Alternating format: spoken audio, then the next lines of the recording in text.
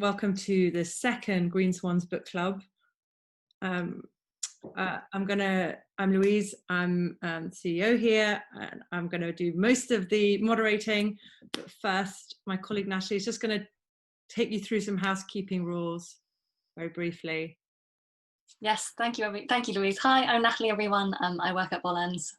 So just some quick housekeeping very quickly. I don't want to take up too much of our lovely discussion time. But firstly, as you can see, most of you have already been put on mute. We'd like you to stay on mute for the duration of the book club. And if we want to unmute you, we'll do that, or we'll let you know. But we'd like you to keep your video on, if that's okay. And hopefully we can see your lovely sofas and your glasses of wine, as it is 1 o'clock here. Maybe not for Denise, unfortunately. And then if you have questions for Denise and Louise, please could you post them in the chat function. Hopefully you can all see that. If you can't see that, let me know. We ask you to write your questions in full. That way Louise can read them out. And it also means that we can group similar questions together, and it means we can cut down on some sound fumbling between all of us as well. Finally, our session is being recorded. If you're not comfortable with that, feel free to turn your video off. But yeah, we thought we'd let you know. And again, any technical issues, drop me a message in the chat, or I'll put my email in the chat as well if anything goes completely wrong and you get kicked out. So yeah, that's it from me. I'll hand back to Denise and Louise. Thank you, Natalie. And again, welcome everyone. I'm thrilled that Denise got up in Seattle and decided to join us this morning. She's written a book we're going to talk about, but a little bit about her. She's come through nonprofit to macroeconomics and investment strategy, and I think I'm right in saying that that's where you you got into this problem of capitalism and where it is now. I've got a few questions, but first I'd love everybody, if you've read the book, please, you can start asking questions now or as we go. It's meant to be as interactive as possible. I've already told Richard Roberts, my colleague, that I'm going to pick on him for a question as well later on, because I know he loved Denise's book so much. He wrote a Medium piece on it last year. So Denise, a little bit of intro to the book, I guess, but I have one question. What is a Nudie branch?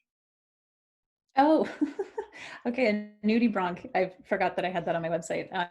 It's a sea slug, and they come in a just incredible variety of colors and patterns. They're really, really beautiful. And I actually saw someone recently had dedicated an entire Tumblr to putting nudie broncs next to pictures of David Bowie, and that looked very similar. And it's really incredible. I highly recommend everyone look that up. But they're my favorite. I do a little bit of scuba diving, so I love them. They're one of my favorite sea creatures. Ah, okay. Because I must admit, I wasn't sure. I was like, I have no idea what that is. Thank you. Scuba diving. Not in Seattle, though. No, not in Seattle. No. Although I am Canadian, and I got certified in a lake in Canada in October when it was snowing, and that was not a good idea. So I've tried to seek out warmer weather since then. Yeah, I can imagine. Right. So the myth of capitalism, as everyone knows, we've been digging into sort of capitalism and what should tomorrow's capitalism look like for a while here. Would love to hear background to the book, what your main arguments are in it. I know there's a lot on competition in particular, which I want to dig into a little bit later, but yeah, I'd love to hear it. Yeah, well, first off, I just want to say hello to everyone, and thank you so much for spending your time in this conversation. I'm always incredibly grateful and frankly amazed when people are interested in hearing about the book and about this topic. So just deep gratitude to you, and I hope you're all doing well. I'm seeing far less wine than I was hoping, so I hope everyone has something in hand to keep them entertained throughout this conversation. And also, I love this to be interactive, so please, throw some questions in the chat and as we get going. And also a huge thank you to Volans. I've been a fan of your work for a long time. I did my MBA in the UK at Oxford, and got connected to the team first at that point 5 years ago or 6 years ago. And it's just been a delight to see the work that you're doing, and to have this opportunity to reconnect at this point. So thank you so much for hosting this. So in terms of where the book evolved and came from, as I mentioned, I finished my MBA, and then I actually ended up working in London for a couple of years with a macroeconomic research firm that was selling reports, investment strategy reports, to hedge funds and family offices and institutional investors all over the world, which was, to be honest, really the antithesis of anything I thought I would ever do with my life. I've always been much more mission driven and interested in how to shape markets, how to shape money flows to benefit the majority. And so I kind of thought, well, if I hate this job, I'll quit in 6 months, but I need to pay my rent in London, so I'll give it a go for a while. And ended up staying because I learned a tremendous amount, and I loved my colleagues there. And the person who had started the firm was my co-author on the book, Jonathan Tepper. And two things sort of happened that prompted us to write the book. One was that I was simultaneously doing a residency program in Canada on looking at the structural drivers of inequality. So I was sitting with a lot of social entrepreneurs and social practitioners who were interested in this topic, and were trying to build market-based solutions that would sort of push on the different leverage points to affect change in this area. And so it was really interesting to have that conversation in parallel with some of the world's top investors who were also asking questions about why is inequality rising. And so that sort of got me thinking, and I felt like I still, even though there was so much talk of inequality, Thomas Piketty's book had come out, I felt like I still didn't have a full understanding of some of the structural drivers of inequality and why it had widened so egregiously in recent years. And then the other thing that happened was we had some indicators that we would use with clients to advise them. And there was one that sort of, was a long leading indicator, which was supposed to give you advanced read on where certain things were going, like as an example, US wages, which is important to investors because those often invert corporate profits because it's, it's one of their largest expense categories. And so our data kept saying that wages should rise, and are the advanced data, and then the actual data would come in, and the wages were stagnating and falling, and so eventually we had to admit that our indicator had broken. It wasn't working anymore. And that was part of the impetus for my colleague as well, to say there must be something structural that we've missed in the economy that's affecting some of these dynamics.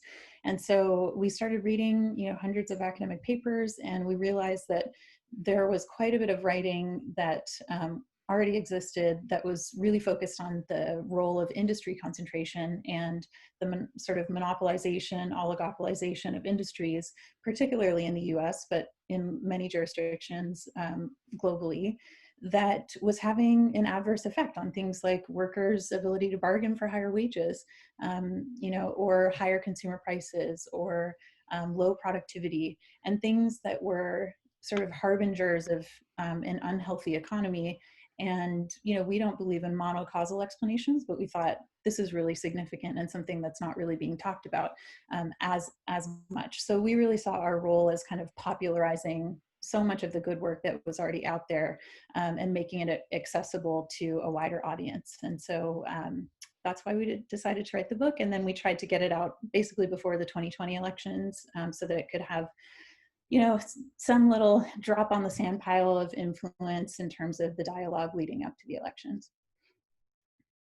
Are you still, I know you've done quite a lot of talking about the book. Are you still going out with it and hoping it will have an effect for this year? I mean, gosh, the world is just it's so topsy-turvy right now. Who knows? But I think, we are happy with what the book did. We know that some senators and Congress people in the US did read it. We helped advise Elizabeth Warren on her break up big tech policy. We also have heard anecdotally about different, CEOs or, various folks at investment firms or companies that have read it. And so I think in terms of where the book went, we're happy in terms of influencing some of the conversations and the dialogue. And yeah, well, it remains to be seen what will happen this year in the US, but yeah, we certainly think that we're a small part of a larger movement that's really brought this to the fore in terms of public attention. Absolutely. Good. Thank you. Will you summarize, I don't want to put your words in your mouth, but summarize what the key tenets were, if you can, briefly, just in case anybody didn't quite finish the book before this day? Sure. So I think, the thing that was really astounding to me was we're all aware of, certain monopolistic firms or industries. So, tech is an example where it's more obvious because it's something we interact with all the, every day. But what was really astounding was just the pervasiveness of concentration across so many industries. And so, it's everything from two companies control 70% of the beer that Americans drink. 75% of Americans only have one choice when it comes to their high-speed internet provider. 5 banks control half of the nation's banking assets. It's in funeral homes, meat packing, kidney dialysis, local hospital systems. There's just, when you look across so many different industries, there's been this marked concentration. And, one of the reasons is that in the 1980s, and I'm sorry that our focus was, predominantly in the US, so I'm sorry that that's kind of most of the stats that I'll be quoting, but, in the 1980s, they changed the merger guidelines and they made it much easier for mergers and acquisitions to take place. And then there was also the sort of ideological capture from a particular school called the Chicago School, which tried to influence particularly antitrust enforcement to say that, the only thing that antitrust enforcers like the DOJ or the FTC, the Federal Trade Commission, should care about is when they're reviewing a merger, if the company, can sort of prove or say that they're going to lower prices for consumers, then, that's a broad benefit and they should let the merger go forward. This is, one lens, obviously, of looking at antitrust, but I think actually it's very incomplete, and it goes much against where the original antitrust laws came from, which was really an attempt to provide a check on power to corporate power. And so because of that ideological capture, many mergers were allowed through that never should have gone through. And of course, when you do the retrospective analysis, when companies merge and therefore get more market dominance, do they do they, as some sort of great benevolent dictator, then decide to actually lower prices for consumers? No. In the majority of cases, prices rise, of course, because now they're a price maker, they have that position in the market, and they can squeeze both the consumer and their suppliers and also workers. And this is one of the reasons why we've seen corporate profits at all-time highs. So those are some of the themes that we explored in the book. Yeah, I'll just leave it there. I mean, there's so much, but yes, happy to talk about anything. I've got questions too. Yes, please, everybody do add questions so that it's not just my voice that's being heard, please. And Denise's. A couple of things. So first, I know you talked about sort of looking at systemic indicators. So 2 questions on that. Do you have an idea of what would be the right systemic indicators now that we should be looking at in terms of whether a certain industry is doing well or not, and whether it's going to be profitable in the future, but also, I guess, beneficial for consumers in the future? What do you have thoughts around that? It's a little bit of a complex issue, but. Geez, yeah, softballs right off the bat here, Louise. Sorry, that was deep. So, no, that's good. I also, sorry, before I answer that, I just realized that I wanted to make one more point, which is the title of the book, The Myth of Capitalism. We titled it The Myth of Capitalism because we were trying to make the point that, is particularly in the US, they see themselves as sort of the bastion of free market economics and free market capitalism, right? And our point was, regardless of what you think about capitalism, because that's a whole other conversation, which I'm happy to have, but what the US is living under right now is certainly not capitalism. You know, it's an oligopolistic, monopolistic, market concentrated market. And, you know, we have to at least agree on that before we can have further conversations about what next system we want. And so that's why we titled the book The Myth of Capitalism. In terms of what we should look at, I mean, in the book, we did go through some recommendations more on the regulatory side in terms of how you can assess market concentration. And there has been a real renewed focus on that in some of the you know, regulating conversations. You know, there's something called the Hhi Index, which basically calculates how concentrated an industry is. But what we found as well is that when you look at the macro level, sometimes industries appear more competitive than they are, because what companies have done is they've actually carved up geographies regionally, and then they operate regional monopolies. So one example is even with airlines, where, you know, in the US there's 4 major airlines, which, you know, sounds like a decent amount of competition.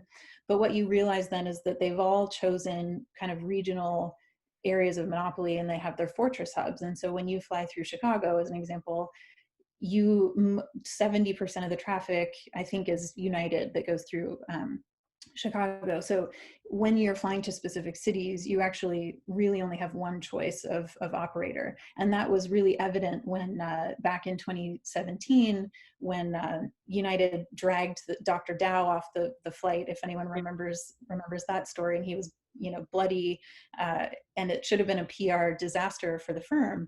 What actually happened was after a small dip, of course, in the stock price, it actually went straight back up, and they finished the year in a much better position, because the investment analysts started realizing that the industry was oligopolistic, and that it didn't, you know, because customers were saying, you know, well, what was the exact phrase they were saying? You know, like boycott United. But really, if you're flying through Chicago, you have no other choice, right? So as much as you want to boycott, you actually have very little choice when it comes to a different operator. So that's, you know, that I think is what we were trying to articulate in the book, was also that sometimes when you look at the macro data, it's not fully representative of what's happening. And so there needs to be more nuance in terms of looking at you know, looking at all the things we laid out in the book in terms of how, you know, how many actual competitors are there, even regionally, maybe not nationally, but regionally, and, you know, and then what kind of market power do they have? You know, one other thing that we talked about was this idea of monopsony. So monopoly is when there's one seller, monopsony is when there's one buyer, and it's particularly relevant to labor. So if you live in a small town and Walmart's come into your town and decimated all of the local hardware stores and grocers and whatever, then now they are the only, you know, place of an employment, and so they have monopsony power, and they can drive down the price of labor, and they can pay lower wages. And this was explicitly their strategy, by the way. I mean, they specifically chose regions and towns where they would be the only supplier if they came in, so that they could have that sort of market power to drive down wages. So I think I'm dancing around your question a little bit, because No, it is a bit complex, but yeah, I think those are some of the things that we tried to you know, bring to light in the book. I didn't know that Walmart story. That's really interesting. And I can see that Nicholas has got a very specific question on geographics. And I was going to ask you, so you flagged that primarily the stats and examples are around the US. Yeah. So in general, do you think the kind of death of competition is a US phenomenon, or is it do you see it happening everywhere? I know you've got an international background. So when you look around, is it as bad everywhere? I will come to Nicholas's question in particular. Well, as with all things, the Europeans are always way ahead of us in North America on all facets of good living. And so, you know, I would say we love, obviously, your competition what is her, we were talking about Vestager the other day. What was her, the commissioner, competition commissioner, who, you know, I think has taken a much harder stance in some ways, which is really welcomed and I think needed. I was also really impressed. There was the proposed train merger between Alstom and Siemens, I think it was. Yes. And you know, the argument was we need to solidify our market position in Europe because we're facing increased competition from China. And this is where it gets into geopolitical issues, which is interesting. The same argument is often used with US tech firms. You know, we need to kind of shore up our own business model because we're facing this kind of competitive threat. Mm-hmm. In this case with the train merger, very thankfully, the European regulators realized that actually the Chinese company that they claimed was giving them so much competition only operated like 2% of its operations outside of China. And so they said, we don't really see this as a major competitive threat to you. And really what you're trying to do is solidify your market position in Europe so that you can raise train prices on consumers. And so they blocked that merger. And I think it was really wise. So, you know, so I think, and even in Canada, where I'm from, back in, I can't remember exactly, maybe the 90s, there was a proposed merger between some of the major banks. And right now in Canada, we have 5 major banks, and it was basically going to bring it down to 3. And they also blocked that merger. And, you know, it's difficult at the time to know the kind of consequences from taking these actions, what they, you know, what precipitation that will ensue. But actually going into the financial crisis of 2008, one of the reasons they thought that Canada was much better positioned to weather it was because they had more competition in the banking sector. So, you know, what's interesting about this conversation is that we don't have the counterfactuals of what would happen if there was more competition, because, you know, and particularly in tech, people often say, well, they've brought you know, Amazon and Google and Facebook, they've brought so much benefit to consumers, which is true. But at the same time, they've also acquired, you know, nearly 500 companies in the last, the major tech firms have acquired 500 companies in the last 10 years. And often, we've heard anecdotally as well, you know, it's a way to squash competitive threats. And so if they see something, you know, they'll acquire it and put it on the shelf. And so there's many technologies that may benefit consumers that are not actually getting to market because they're sort of, you know, sitting on Google's shelf. And we saw this with AT&T as well. Sorry, now I'm just going on a total loop here, but we saw this with AT&T in the United States, where for many years it had a monopoly in the you know, telecommunications.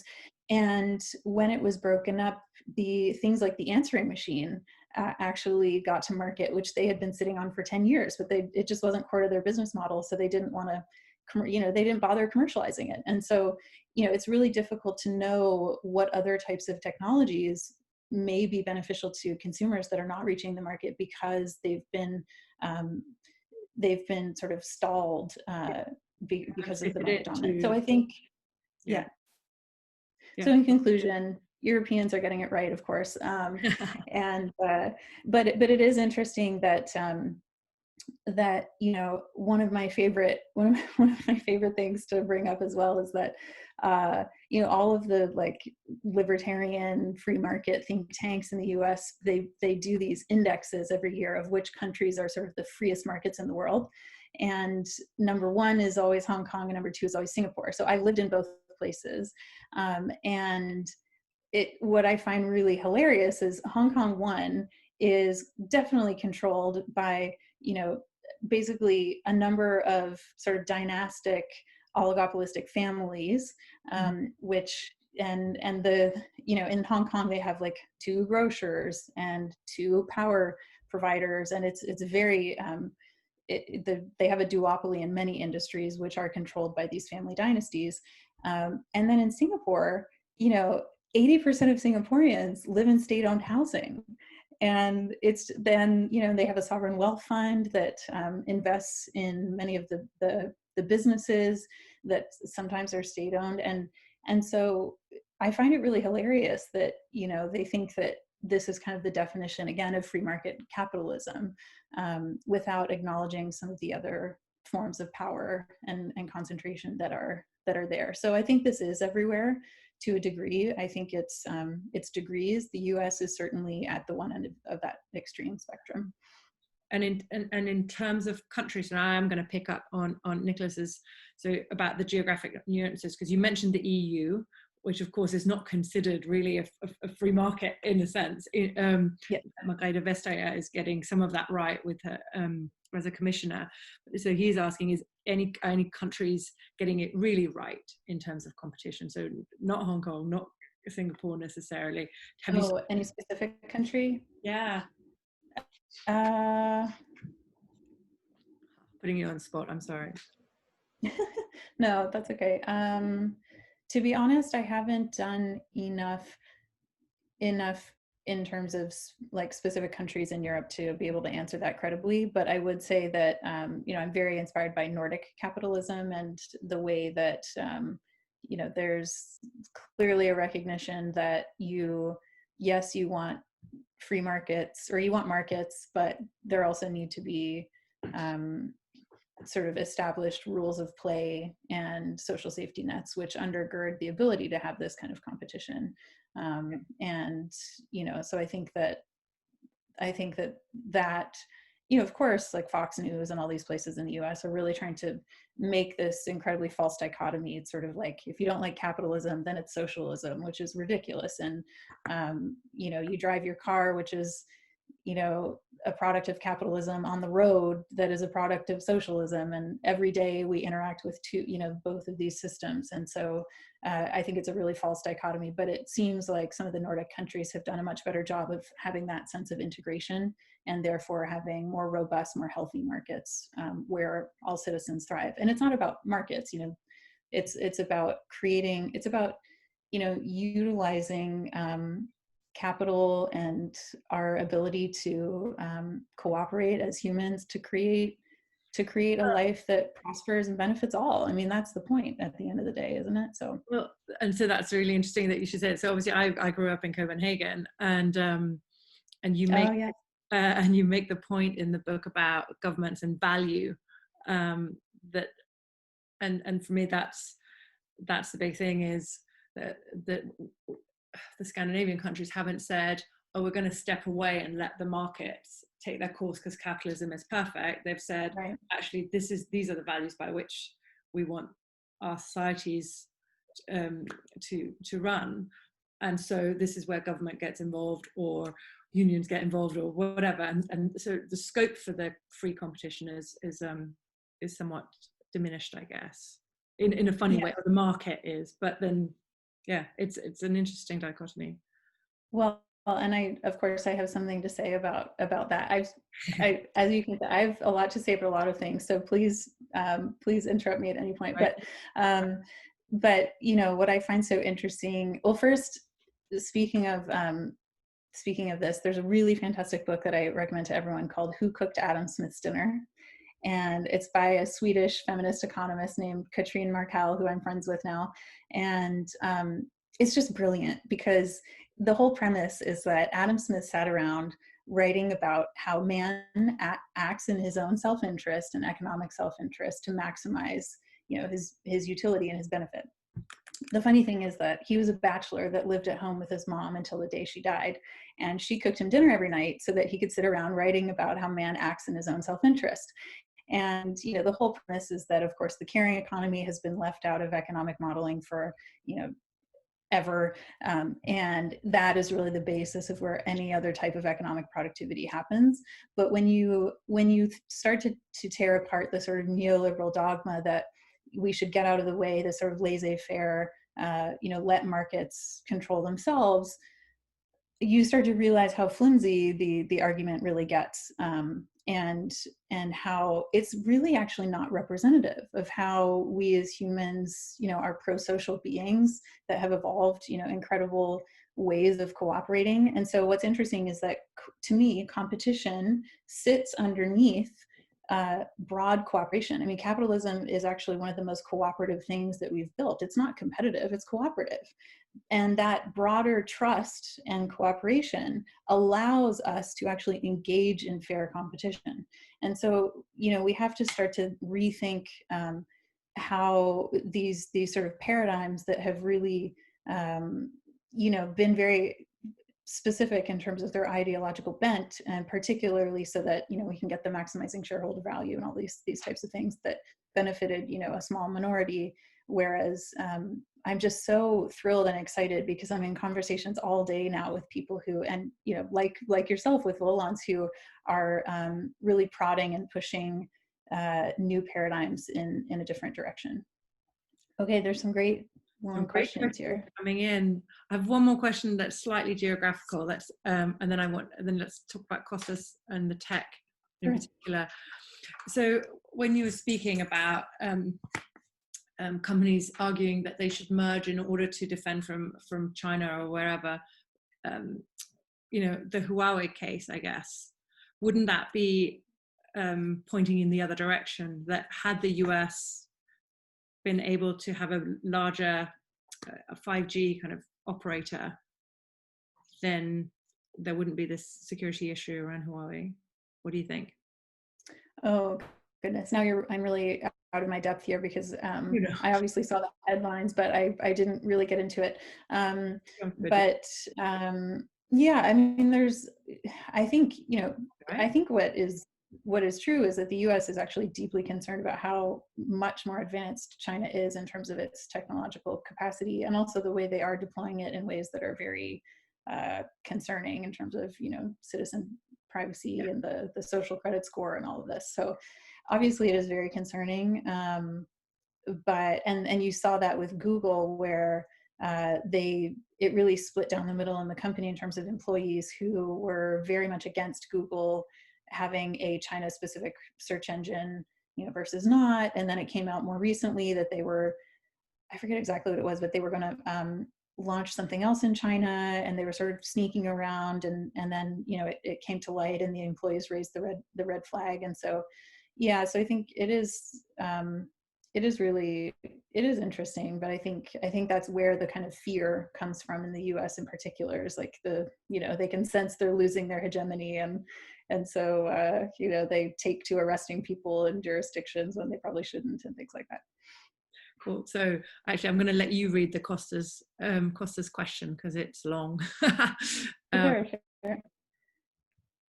Okay, I'll just read it out loud. Big tech cannot credibly argue that the capital generating its profit stream was produced entirely privately. Every time you use, for example, Google's search engine to look up a phrase, concept, or product, or visit a place via Google Maps, you enrich Google's capital, yes. While the servers and software design have been produced capitalistically, a large part of Google's capital is produced by almost everyone. Every user in principle has a legitimate claim to being a de facto shareholder. Do you agree, disagree? How would this be feasible? Copied from Varoufakis, nice.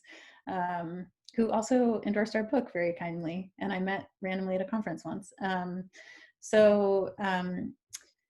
Yeah, I completely agree. And what is really frustrating to me is, how when you go and it says, are you a robot? And then it's like, click, which ones are traffic lights and which of these are cars? And you're basically for free training its algorithm to recognize, certain things, which just drives me nuts, because exactly, we're building out its platform, and we're building out its, its technological capabilities ourselves without, seeing much benefit.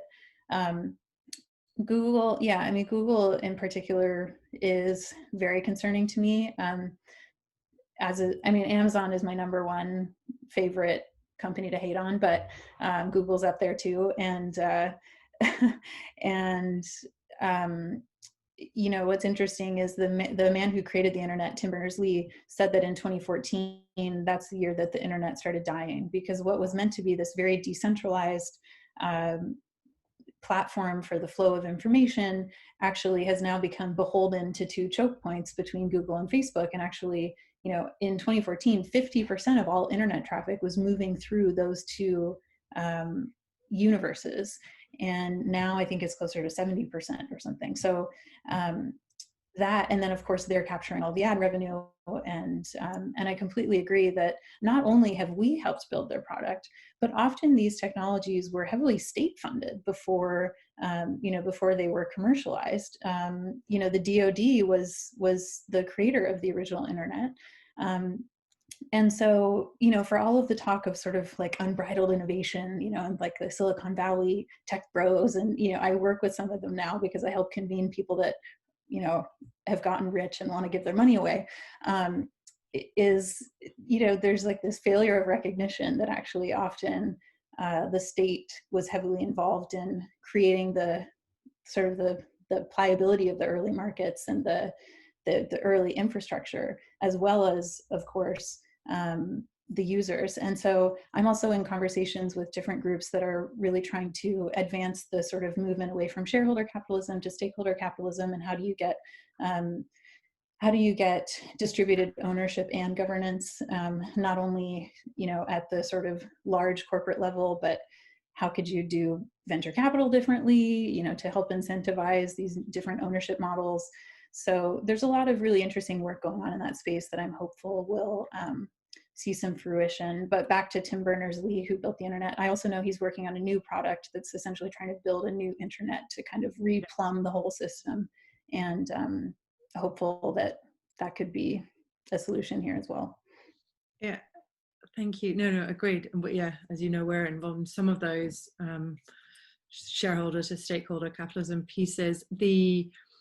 What you just said made me think of another sort of friend of Volan's, I guess, Mariana Mazzucato, who talks a lot about value. Hero. Yeah, exactly. Yeah. And when I was reading the book, one of the things that was sort of, it shouldn't be defined by economists, because government should define value. Is there a caveat that says, except new economists like Mariana and Kate Raworth and for that matter? Is it just we had the wrong kind of economics and economists previously? Well, for one, we're actually getting some female economists in the mix, which is nice, and they seem to have a different perspective on things, don't they? So that's lovely. But of course, I mean, I think, so I'm not an economist. I call myself, well, I don't know if I do, but a citizen economist, in the sense that I'm just interested and I've read, a few things.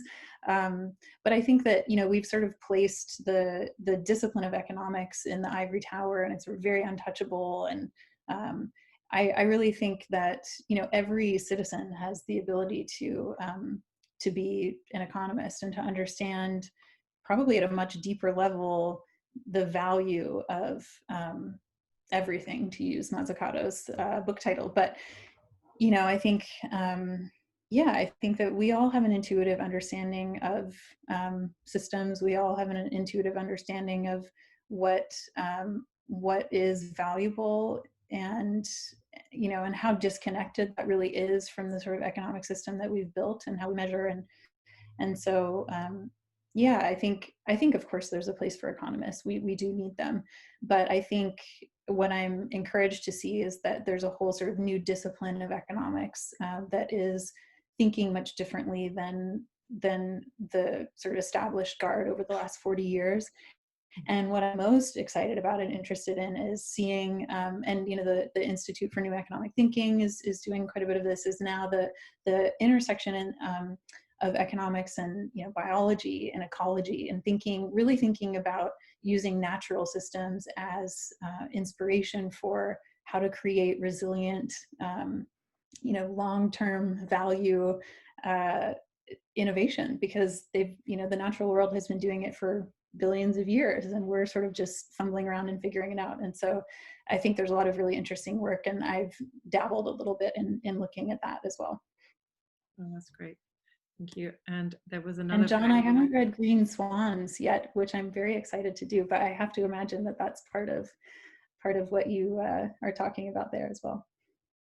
It definitely is. It's exactly that move towards regeneration as part of creating resilient systems. Maybe John will come in later and comment on that. Now there was another question from Ranald. I will read it out. It's about the new products being stalled.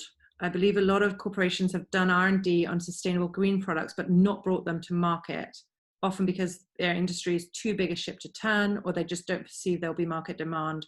I know that Saint-Gobain building material supplier has spent a lot on developing guidelines for sustainable construction, but they haven't even been able to get broad action within their own businesses. We need sustainable products in mass markets to get economies of scale and wide uptake. Are there any mechanisms that might help unlock that? That's a good question. Thank you, Ronald. Yeah, that's a great question. Thank you. All questions have been fantastic. Well, first, it just makes me think about, which I completely agree with, is, I think ExxonMobil is being brought to court now for essentially suppressing climate change research that they've had for years. And somebody else who was on the call is taking ExxonMobil to court in Scotland. We've got Terry, who's head of the Scottish Environmental Protection Agency. So maybe we can yes, hi Terry. Talking about lawsuits, Terry. Anyway, that's great. Yes, keep up the good work. And it's also sort of ironic and very personal because my father worked for ExxonMobil for his entire career. So hopefully he's not listening in. But yeah, so I mean, obviously we've had some good discussions since my book came out around the dinner table. No, I think, one of the more interesting things that I've seen is Trudeau in Canada just recently, due to coronavirus, has said that if large companies want to receive bailout funds, they have to produce a sustainability plan. And I think that's a fantastic way to incentivize and hopefully mechanize some of this. Now, creating a sustainability plan, if there's no accountability, is probably not that useful, but I think it's a step in the right direction, at least getting companies to think in that way and to, dedicate some internal resources to that. I haven't done as much in terms of environmental investing or different spaces there, so I'm not as knowledgeable, but I think, yeah, I mean, I think that it seems to me that some of the sort of traditional mechanisms of like the carbon taxes or carbon credit system haven't been as effective. So, I think hopefully either there will just be some sort of disruptive innovators that are able to actually do the disruptive innovation that we often talk about, but I think ultimately, if you want to reach scale, I think that you do have to have some government involvement in terms of incentivizing that. I mean, the other interesting thing that's happened is, of course, Elon Musk, who just made all of his patents available, and really, regardless of what you think about him as a person, he really, at least in the early days, did seem to be dedicated to trying to build out the entire ecosystem and value chain by open sourcing his technologies and getting other people to adopt them, and then also building, it's not just about building the electric cars, it's about all the fundamental infrastructure that allows them to exist. So, building out the home battery storage units and different things like that. So I think, those are some hopefully helpful ways of getting us to a different future. But I'm sorry, I'm not a climate change expert by any means, so I've done much less work in this area. It's interesting, isn't it? Because what I hear you say is that you need people, sort of entrepreneurs who are taking a systems view, which Musk definitely has, and open source is a huge kind of accelerator of that, as well as government, as well as consumer choice, and which comes through the competition, but also comes through information, I guess. And those three things, I know one of the, historically, we've talked about in the office, that has helped and sort of helped shift big things like ending slavery in the UK and establishing the NHS was, and John, sorry if I'm misquoting you, but it's around stuffing their mouths with gold in order to financially incentivize the shift from and moving people into a new system. it's just hard at this point to see whose mouths we should be stuffing with gold to try and incentivize the sustainability movement and the mass markets. Mhm. Now, I wanted to, I know Richard has something he was going to ask you, so I'm going to unmute. Oh, he's unmuted. Good. I seem to have that power for myself. Excellent. So, Richard. hey, nice to see you, Denise. Yeah, like. So, well, really interesting to hear your comments, and a bunch of threads I'd love to pull on it, and we'll come to Tina's question as well for sure.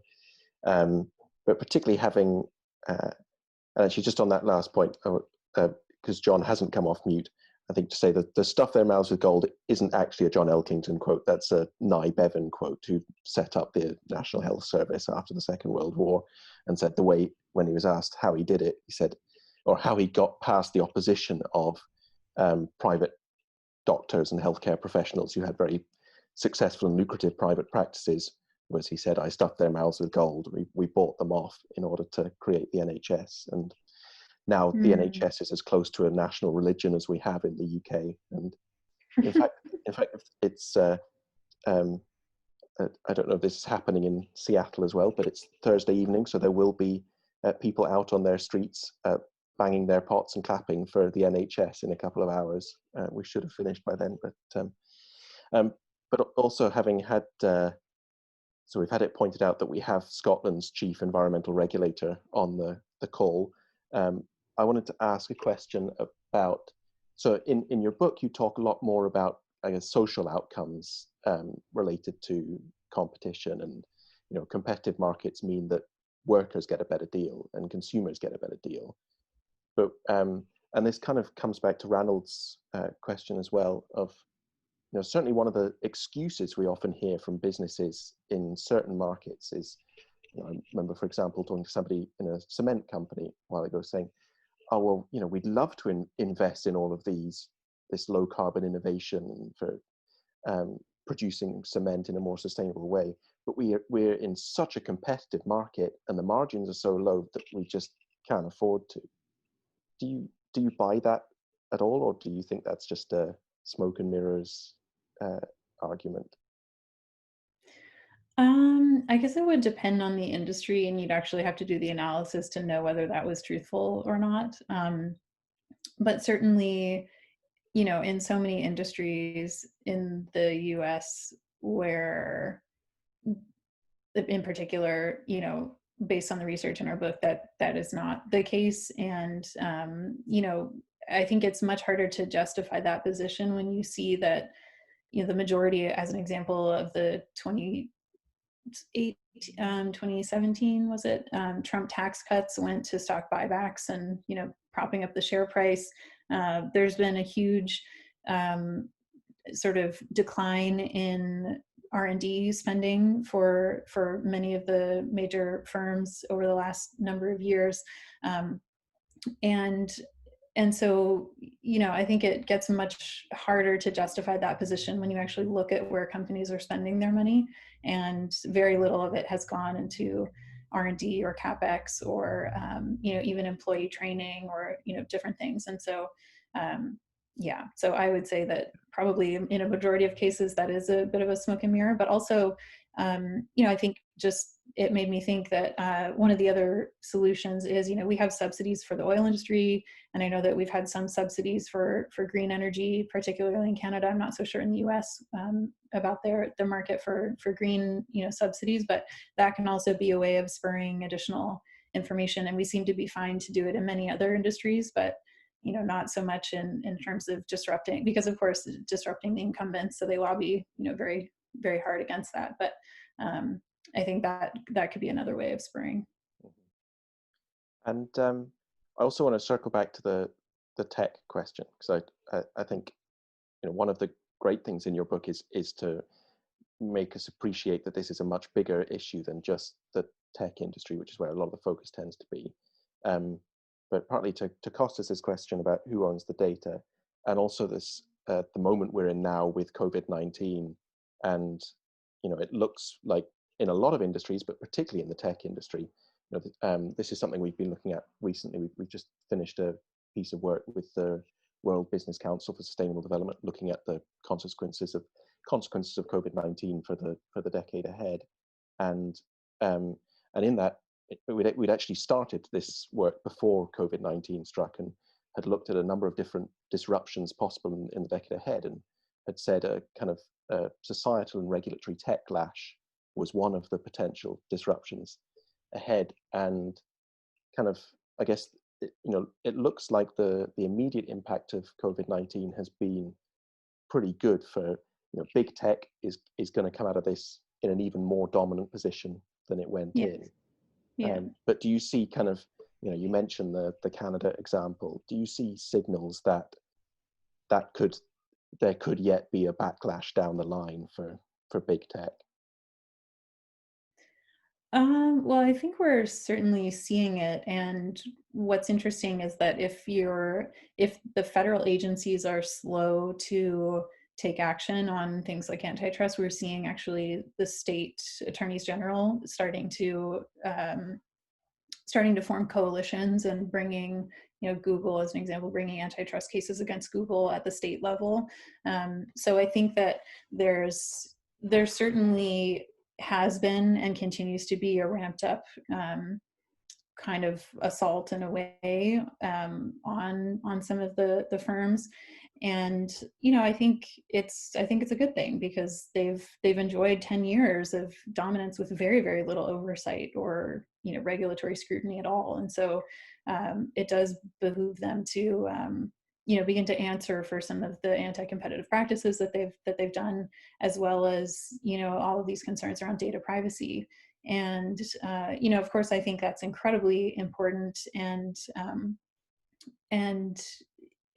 if it's not dealt with, we can very, very quickly move into some sort of 1984 dystopia, scenario. But at the same time, I actually think that some of the industries like agriculture and retail even have much more of a sort of immediate and direct economic consequence for the majority of Americans. And so, if we're talking about just ways to spur economic development, or more level economic playing field, there's actually other industries that I would focus on first, aside from tech. Interesting. But the other, sorry. No, go ahead. The other thing, your comment about the NHS just made me think about as well, is that in the U.S. there's been because they're all privately owned, there's been particularly because of the rise of private equity, there's been a huge roll up of different like local hospitals, and that's also been a major source of concern. And right now during COVID, I am very concerned because many firms now are distressed, many medium businesses and small businesses, and so they're prime acquisition targets, particularly for private equity. And what I just realized the other day is that in the US, private equity owned companies are almost double the amount of public companies. And they account for something, private equity has something like $4 trillion globally in terms of, asset value. And so there's been a huge privatization. I mean, the amount of public companies has halved in the last, I think it's 40 years in the US. And so we're seeing, public markets obviously have their own challenges in many ways, but what we're seeing is that a larger and larger swaths of the marketplace are getting captured by private equity and private ownership, and then there's like very little oversight that can happen there. So that's also a concern. Mm-hmm. So we're getting some great questions in the chat function. So I don't know whether, Louise, shall I pass back to you to throw some of these at Denise? You can do if you're done, or you can chat if you want to come back in. Let's get some of these out. I'm actually going to go on. I would just say there's so much collective wisdom in this group as well. So please don't let me be the only one answering these questions. if people have things they'd like to input.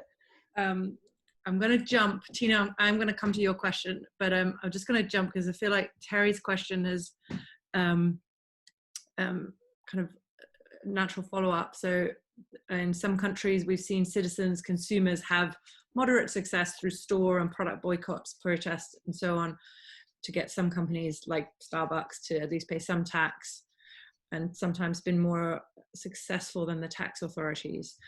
What are your thoughts on the role of citizenship in sort of reducing monopoly, oligopoly, duopoly power? Absolutely. I think what's happened is that, again, because of that sort of ideological capture that I mentioned at the beginning, in terms of viewing citizens predominantly as consumers, there tends to be this narrowing of our own view of our own power, and we really only think about ourselves in terms of as our power as consumers to change marketplaces, which I think obviously is a powerful lever, but I think sometimes less powerful than actually our power as citizens to elect, to form more sort of structural change at different political levels, even locally. Again, we also tend to focus federally or nationally versus local elections. And even I'm living in Seattle now, and there's a local council person there that started a campaign to tax Amazon, and it almost passed in the city council. And then the day of, everyone reversed their votes. Who knows why? Right. And Amazon, got off scot-free there, because essentially they were going to raise a tax that for large corporations that had X number of employees, and then it was going to go to pay for homelessness response, because there's in Seattle now we're third in the country for homelessness because of the very rapidly rising house prices and everything else. So, which of course has been spurred by Amazon and Microsoft and all these companies headquartered there now. So I do think it's a powerful lever in terms of, that's one of the inspirations in the book, is to help people understand that, when we do band together, when we first understand the issues, and then when we can identify candidates that also understand the issues and elect them into office, that hopefully that's a way of having some increased accountability. I was deeply disappointed with Elizabeth Warren's performance in the U.S. Because I think she's someone that really understands these issues at in terms of her political and policy wherewithal. But who knows? We might still get her as the VP, which would be great.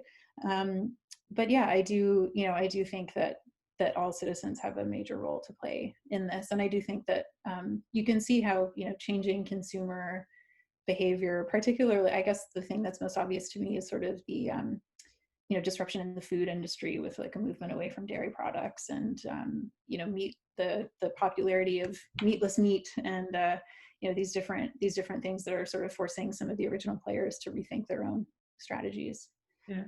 And I guess that move from consumer to citizen is really interesting, right? And I wonder how it's been in the US, because at least here in the UK, we're seeing people act to try and help. So whether they're producing little masks or protection gear for nurses or whatever it is, just that feeling of empowerment, I think it's palpable, at least where I am. Are you seeing some of the same thing? And do you think it could last, so that when we come out of this first pandemic, at least, people will start taking responsibility on a broader level rather than just consumption?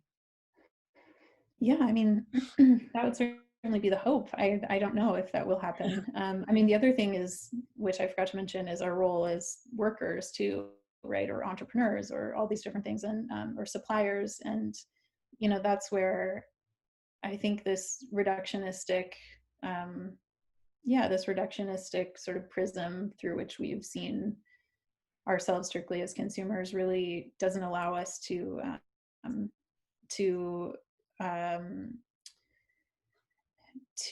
what's the word I'm looking for? To sort of actualize our power in all of these different domains and spheres of who we are. And the worker power is also incredibly powerful, and particularly in big tech, there's been quite a lot of, within the company, workers organizing to put pressure, including in Amazon.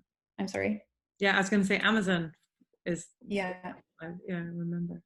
I mean, of course, they fired the two people that started the climate petition, but now that just only emboldened them, right, to continue to speak out, and it's also helped other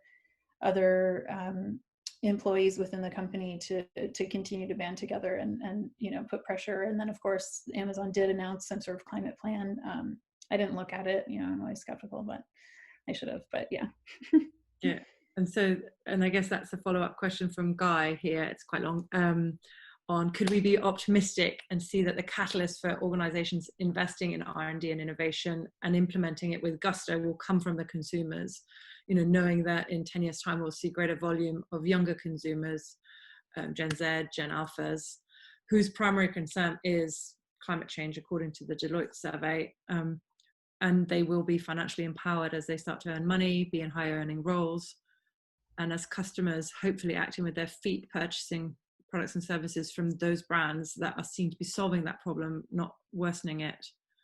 By this very nature, will macro change be led by the fact that competitive growth can come from having green products or solutions, do you think? I mean, yeah, I certainly hope so. I guess the point that we tried to make in the book is that regardless of how convicted a consumer is about how they want to make their purchasing decisions, it's actually very, very difficult if you have little options in terms of where you can spend your dollars. And so, I don't think it can only come from consumers. And of course, many people try to buy local, and they try to buy from their local, farmer, they go to their farmers markets and things like that. But at a broad scale, that's a very small percentage of the population. And so what really needs to happen is that structurally we make the change so that, one, those options are available to a wider majority to make those kinds of purchasing decisions. I mean, even in the grocery stores, what's interesting is the major brands, of course, I wish I could show you some charts. I'm working with an organization called the American Economic Liberties Project, and they have this great report that shows conglomerates and all of the different brands that are owned by these conglomerates. And I thought I researched this stuff, right? I thought I knew a huge majority of it, and even looking at it was just astounding. I mean, so we have this incredible illusion of choice, and when you go to the grocery store, those major conglomerates, they purchase they have a predominant position in kind of the the shelf space that's right at eye level and things like that. So it's I think, yeah, consumer choice of course is important, but I think if we don't deal with the structural issues, then I don't know that that's going to be a strong enough mechanism to make the kind of change that we want to see happen. Great answer. Yes, as somebody who's tried to compete with P&G, when then realizing that they went in with the buyer to decide which products were going to be in the aisle, I know exactly that problem. It's right, exactly. Yeah. It's not easy to be a challenger in the consumer goods area. I thought there was a great question from Teen.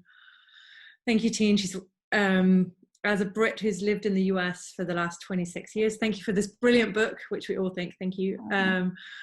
I run a venture philanthropy fund for women and girls called Rockflower. It's brilliant, by the way, anybody who hasn't heard of Rockflower.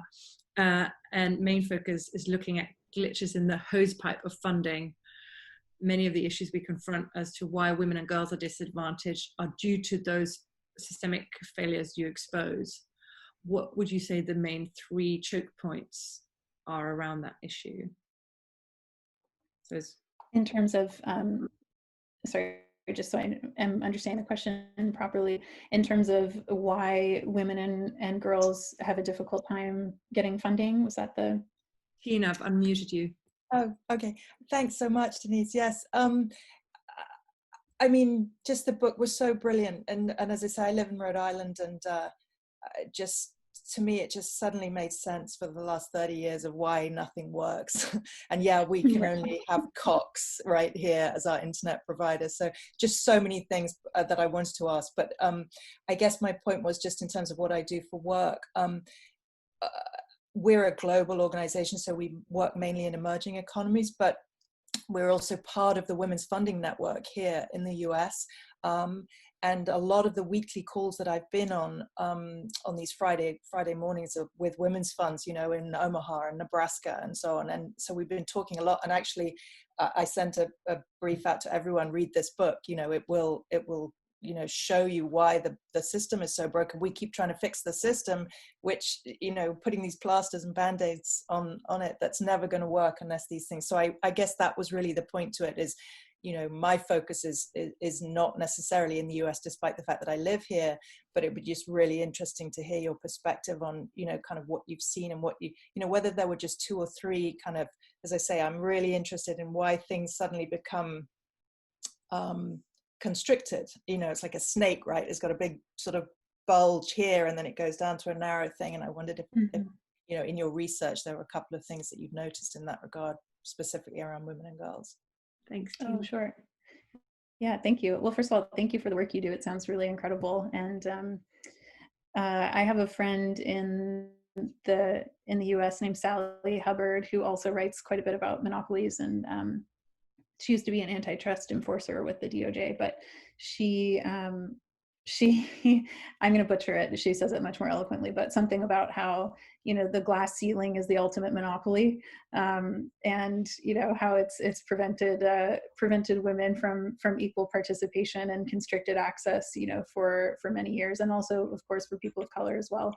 And so I just love that idea and that quote. So she's actually done some work about the intersection of monopoly power and gender issues. If you'd like to look her up, Sally Hubbard, Hubbard.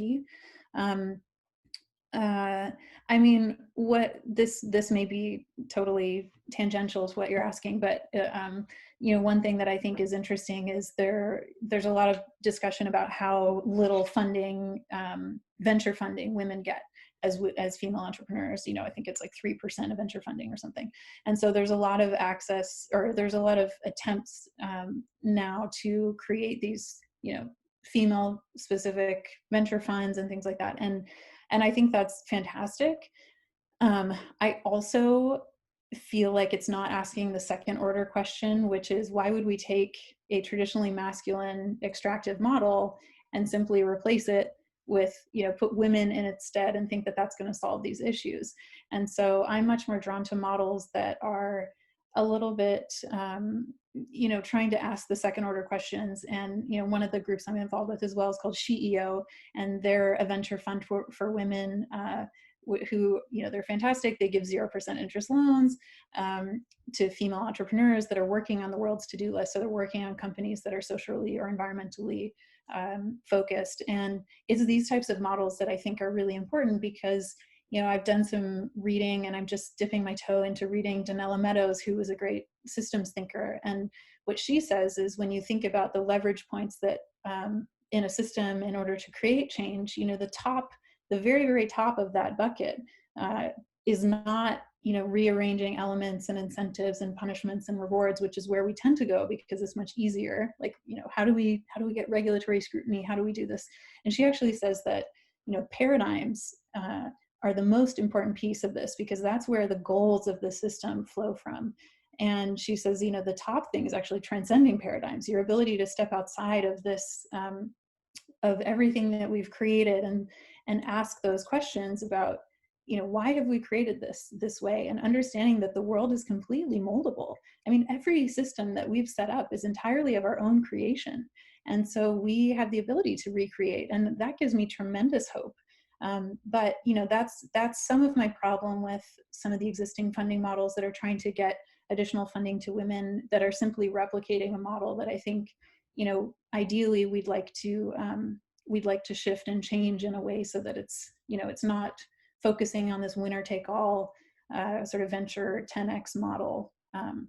So, and I think venture philanthropy is one of the great ways that we can actually start to initiate change in this area. So thank you. Thanks, Jean. Thank you, Denise. So there's one from Nina here, and if anybody else have one, I'm suddenly aware we've officially got 15 minutes left, and I'm sure we've all got lots more questions we could ask. This has flown by. This is great. Well, for me, I don't know. But me too. I haven't even got through my list of questions I wrote down for you. Nina says, we've seen as a result of COVID-19 an unfortunate move by a number of government leaders towards nationalism rather than what we would have liked to see, globality and openness. How do you think that will impact interest, intents, many of us, if not all here, I think all here on this call, seek for systemic change in relation to the corporate hegemonies. So I will leave you to answer that. This is a great question. And I think there's, I think that it's so nuanced because, you know, interestingly now there's bipartisan support in the US for trying to think about supply chain resilience and supply chain systemic risk. And so there's movement to, you know, they've started to realize, okay, maybe offshoring every single part of our manufacturing chain to China was not a good idea and actually made us incredibly fragile. And so there's the movement actually onshore. That's actually, the Republicans are leading the charge. And it is, some of this is about this sort of nationalistic, you know, return to America, bring jobs back to America. But I don't think that that's necessarily a bad thing. I think that that would help mitigate a lot of climate change issues when we're not shipping goods, you know, constantly around the world, and we can start to shore up more, you know, local manufacturing capability. I think that's a good thing. And so there is this delicate balance between what globalization has brought to us, which is a sense of being part of a global community, and, you know, of course, spurred by technology and the internet. And then there's also, in a way, this kind of a way that we've overstretched. And, you know, when we think about the history of the corporation, the very first, you know, monopolies, of course, were like the Dutch East India Company in the 1600s that basically had a monopoly for all of the known world at that point, you know, on spice trading and things like that. But, you know, the original corporations actually were, you had to be given a royal charter, or you had to have some sort of public benefit connection in order to operate. And then in the 1800s, they introduced the ability for companies to privatize, and they introduced limited liability and things like that, which sort of divorced the company from any sort of public benefit association. And then, you know, into the kind of mid, like 1970s, you know, onward was really when the transnational corporation came to the fore, and it was the first time since those early days where you had the you know, the merchant trading companies that were bestowed, you know, the parliamentary license to operate. It was the first time that we've again sort of seen that level of dominance of transnational corporations. And, you know, of course, many of them have ascended to higher heights than many nation states. I mean, Walmart, if it was a country, it would be the 25th largest country in the world. And so, you know, so I think that there is a delicate balance between wanting to encourage, like I mentioned earlier, this sort of global cooperation, which you know, it's amazing. A pencil, right? No single human being can make a pencil on their own because of all the raw materials that go into it that are sourced from many countries, and then you have to manufacture it. So there's a great, one of my absolute all-time favorite talks is a guy who's British. I forget his name right now, but he tried to create a toaster from scratch. You know, he was like, I went to what's the Argos. He went to Argos and he bought a toaster for £5 or something, right? And which is, you know, with this very cheap, simple kitchen product. And it took him months and months and months, and his toaster looked absolutely terrible. He tried to melt his own plastic from potatoes and all this stuff. And anyways, it's amazing. So definitely check that out. But the point is that, you know, even these like very simple goods that we use every day would be nearly impossible to produce on our own without global cooperation. At the same time, we've probably overstretched in many ways by allowing these multinational corporations to now have global, you know, dominance and monopolies in certain areas. And so how do we think about what that means in terms of resiliency and systemic risk, and how we want to do this moving forward? Thank you. Can I jump in there with a comment / question? So one is just on that, I totally agree with everything you've said, Denise, on the nationalism, globalism thing. I've also been reflecting on this a lot recently in different bits of work we've been doing. And, you know, I think culturally there is this issue for a lot of us who are motivated around global issues, that we almost paint ourselves into a globalist corner that is now out of favor.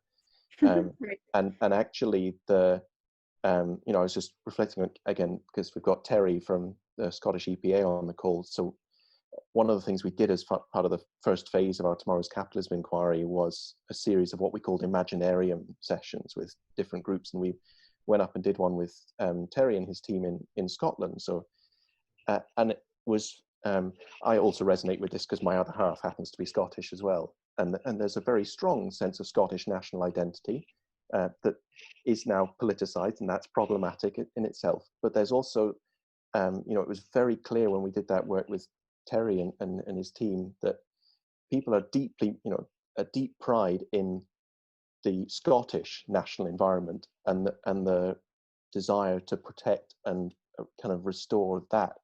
And so there are some very positive aspects to national pride that I think kind of those of us who work in the sustainability world sometimes overlook at our peril.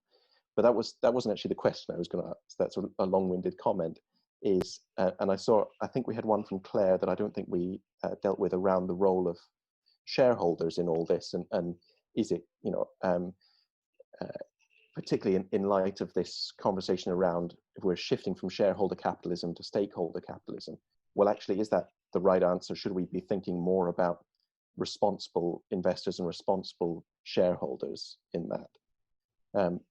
So I'd be interested in your comment on your thoughts on that, and one further build on that, if I may, is so thinking about actually another session we did as part of our Tomorrow's Capitalism work.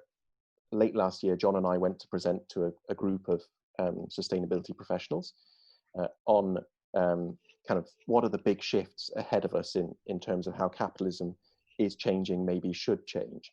And so we talked about things like from shareholders to stakeholders, and everyone now kind of nods along to that one because it's like, well, the Business Roundtable has endorsed that, World Economic Forum has endorsed that. It's pretty uncontroversial now. There's still some questions about it. And then one of the others we put up was this idea of we have a monopolistic form of capitalism that needs to become more competitive. And that actually got a lot of resistance from a group of sustainability professionals because of this, you know, people coming back saying, but what we need is more collaboration, not more competition. Oh, right, yeah.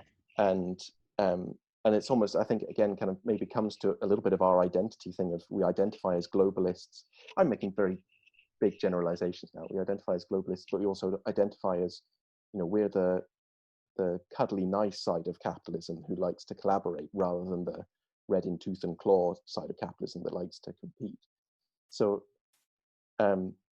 that's a very long-winded ramble, but things I'd love you to respond to in that is that this issue around responsible shareholders, is that you know, what is the role for shareholder engagement, and particularly maybe a little bit more on that, the nuance of that relationship between competition and collaboration. Sure. Oh, yeah. There's so many directions to take that question about shareholders. I think so. One of the things, the reason I laughed initially is when you said that they were resisting it, is I thought to myself, well, of course they resist it because at least many of the investors we talk to, particularly the hedge funds, you know, which used to be our clients when the book came out, was they've profited tremendously from concentrated industries. And this is Buffett's entire investment strategy, is finding oligopolistic industries and putting his money there and watching it rise.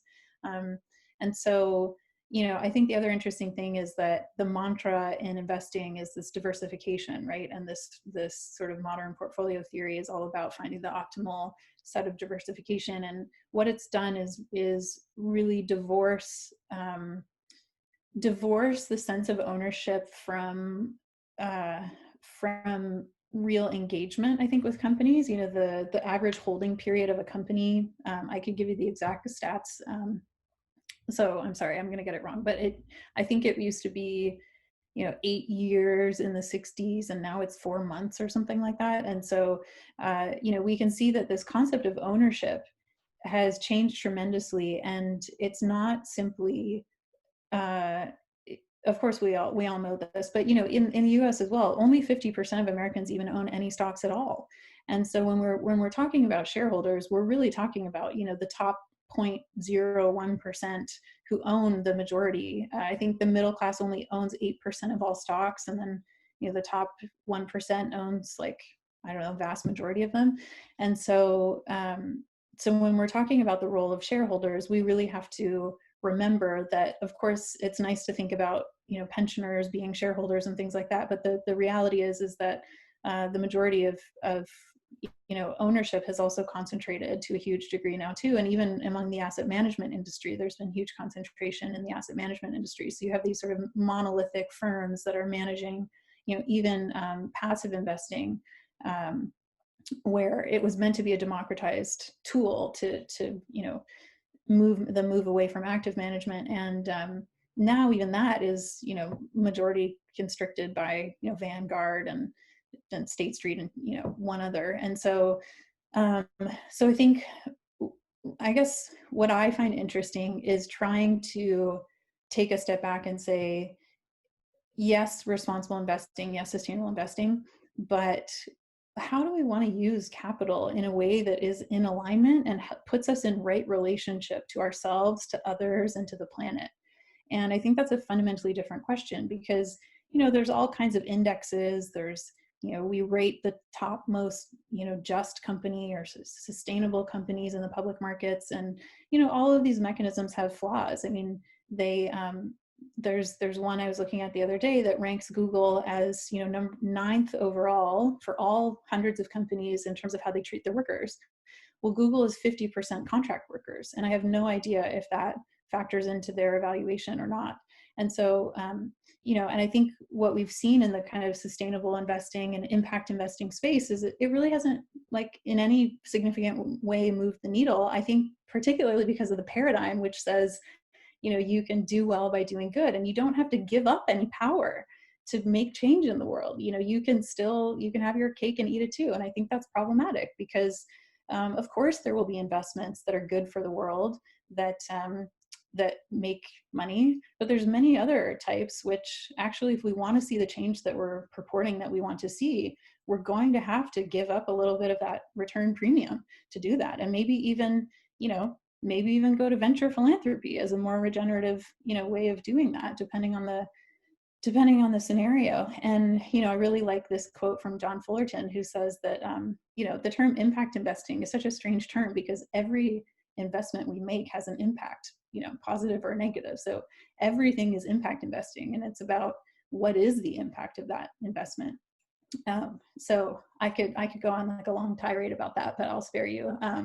But I think, of course, there is a role for investors, but I think the biggest thing I see, even in spaces where impact investors are doing like private investing and more project specific stuff, is there's still a real imbalance of power and the perception that investors, there's a privileging of knowledge, financial knowledge, over other types of knowledge. And what I would love to see happen is that we start to see everyone, coming into community together, not privileging one form of knowledge over another, and where investors themselves feel like the way they're using their capital puts them in right relationship to self, to others, and to the planet. And it's actually an invitation to come into a richer, deeper, fuller understanding of what it can mean to use capital in this way, and to learn from others who have a slightly different perspective. So I don't know if this answered your question at all or is also rambling, but I think there's a lot of work to be done there. And there's some great groups in the US that are working on what they call just transition, which really centers racial equity, as a key piece of this. And I think it's incredibly important, particularly in the States where that has been, it's really ravaged so much of our ability to be in right relationship with one another. Thank you. I'm very aware that we've now reached time, but I actually think that answer was beautiful note to end on. So I'm going to hold back my final question, and just say thank you very much to you, Denise, for sharing, and thank you to everybody who is on. There we go. We've got hopefully most people on video. Thank you all for brilliant questions, for giving up an hour and a half with or without wine, wherever you are in the world, or coffee. And next, we're going to dig deeper into regenerative cultures for the next book club, which will be 24th of June. And a good friend of Volan's, Daniel Christian Well, who some of you may know, is going to come and chat to us about his book. His book is a little bit denser than most of the ones we've dealt with so far, but he is very engaging, so I hope you'll join us then. But thank you, Denise. Look forward to speaking to you in not too long again. And thank you, everyone. Thank you. Have This is my pleasure. Bye for And now. I just put my Twitter and my website there if anyone would like to follow up or say hello. I'd love to hear from you. Brilliant. Thank you all. Thank you. Thank you so much. See you.